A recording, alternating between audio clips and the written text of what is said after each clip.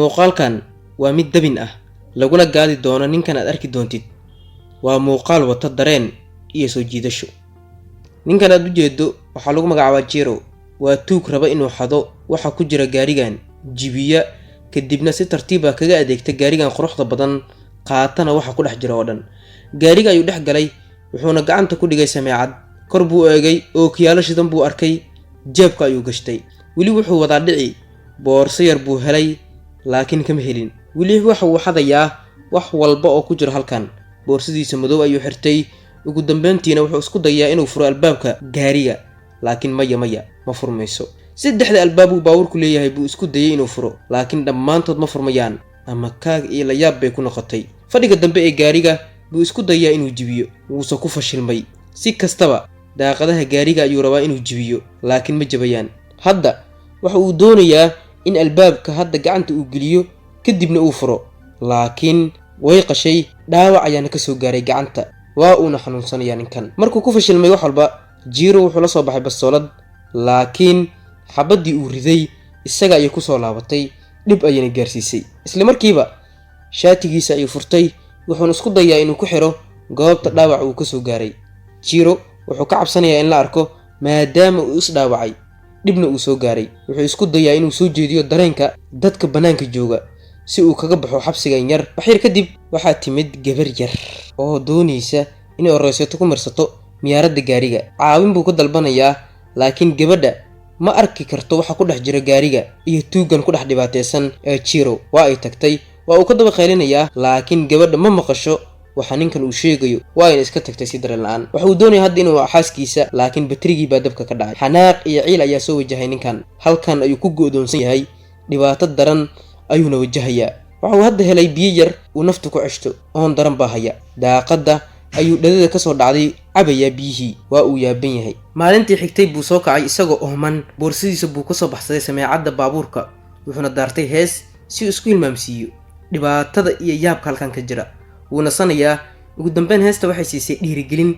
mar kale ayuuna bilaabay inuu furo albaabka gaariga, wuxuuna dib u bilaabay shaqadiisa furidda albaabka. isagoo fur isla albaabka ayaa waxaa soo dhacay telefoonka gaariga. waa uu qabtay teelka, waxaana soo wacaya waa milkiilaha gaariga lahaa oo la socda wax walba oo ka dhex dhacaya gaariga gudihiisa. milkiilihii gaariga ayaana bilaabay inuu hadlo. muxuu sheegayaa? marka koowaad milkiilaha magaciisa ayuu sheegay, wuxuuna yidhi waxaa la yidhaahdaa Dr. Enrique Ferrari. Jiro Master Tugo, kusoo dhawow gaarigan Siyuf. wuxuu hadalkiisa kusii daray in gaariga la dhacay 28 jeer, Jirona uu yahay tuugii 29aad ee isku dayaya inuu dhaco gaarigiisa. Jiro wuu yaabay, wuxuuna codsaday in laga sii daayo halkan, mar dambana uusan wax xadi doonin. laakiin milkiilihii baa ku amray in uu aamuso, dhageystana hadalka milkiilaha Dr. Enrique waxa uu sheegay in baabuurkiisa uu ku xiray saacad soo gudbinaysa wax walba oo ka dhacaya gudaha gaarigiisa. milkiilahana uu awood u leeyahay inuu xiro albaabada gaariga oo dhan. wuxuu sidoo kale sheegay milkiilaha in gaariga uu yahay bulletproof, si la mid ah uu yahay mid codka aanan gudbinayn oo aan cod kale maqlin. qofka gudaha ku jirana aan hadalkiisa cidna aysan maqlin. qaybta kaliya aanan buruufka ahaynna waa qaybta shidaalka looga shubo gaariga. 120 litir oo shidaal ah baana ku jira. Jiro wuxuu ku fikiray haddii uu xabad ku dhufto qaybta shidaalka, dhib inuu soo gaari karo naftiisa, baabuurkana qarxi karo, halkaasina ku dhiman karo. kuma uusan dhaqaaqin arrintaas, waa uuna cabsaday. Jiro oo ah tuugan aad aragto wuxuu ku dhibaataysan yahay halkan. wuu daalay, waxad buu islahaa, laakiin naftiisa buu baxar geliyey. gaariga nin soo jabay oo muddo sugayay tuug dabin u soo gala buu ku sirmay. hal mar halkan yaa kaa saar bay ka joogtaa. Jiro isagoo ku jira gaarigiisa waxaa yimid gaari boolis ah. Jiro mar kale farxad iyo rajo baa gashay, laakiin gaariga booliiska waxaa ka soo degay hal boolis oo gaariga ku dhejinaya calaamad, wuuna tegay ninkii booliiska ahaa. Jiro mar kale biyo buu helay, uu cabo biyo wasaqaysan, laakiin wasaqda biyaha waxaa kaga daran oonka daran ee hayo. weli tuugan halkan ayuu ku lugoosan yahay, gaajo daran baa haysa. muuqaalka Jirona wuxuu isku bedelay jaallo sabab la xiriira gaajo iyo cudur haya. wuxuu helay buug gaajada haysa darteed. buug ayuu cad u cunayaa. waxyar kadib tuuga baa timid, rabta gaariga inay dhacaan. Jiro wuu farxay, laakiin boolis ka ag dhawaa meesha ayaa tuugadii qabtay, wayna garaaceen. mar kale wuu jabay. muddo kadib Jiro wuxuu taabtay bottomka gaariga, waa uuna u kacay gaariga. rajo baa gashay, fur la'aan ayuu kacayaa markii halkaas la taabto. suunka gaariga ayuu xirtay wuxuuna bilaabay inuu wado gaarigii buu waday wuxuuna ku dhufanayaa derbi si dadka dhankiisa ay u soo aadaan kagana bixiyaan halkan laakiin cidna ma joogto. ugu dambeyn tuugan waxa u suurta gashay inuu ka soo baxo gaariga muddo kadib. xanuun daran buu dareemayaa laakiin dhibta ugu weyn ay haysato waa gaajo.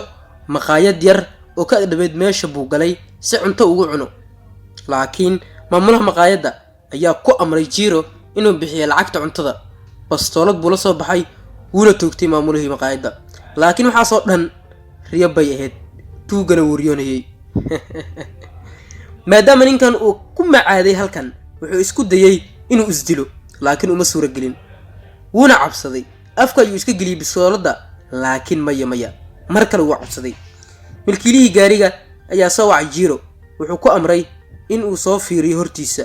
waaba ninkii gaariga lahaa Dr. Enrique. wuxuu galay gaarigiisa laakiin Jiro awood ma lahan wuuna tabar dhigay. tuuga wuxuu isku dayay inuu dilo milkiilaha gaariga laakiin wuu ku fashilmay. gaariga ayuuna ka soo degay waxaase ka daba yimid doctorkii gaariga lahaa. habeenay boolis ah ayaana amartay in milkiilaha uu dhulka dhigo bistooladda laakiin wuu diiday. wuxuuna booliska hortooda ka sheegay in 28 jeer la dhacay gaarigiisa dowladduna waxba aysan ka qaban booliskuna awood aysan lahayn. laakiin ugu dambeyntii waa lagu guuleystay in la soo badbaadiyo Jiro waana la xiray xabsiga ayaana loo qaadayaa. waad ku mahadsantahay daawashada muuqaalkeena iyo sida wacan adhagahaad inoo siisay iyo dareenkaagaba. mahadsanid muuqaalkii maantana waa naga inta.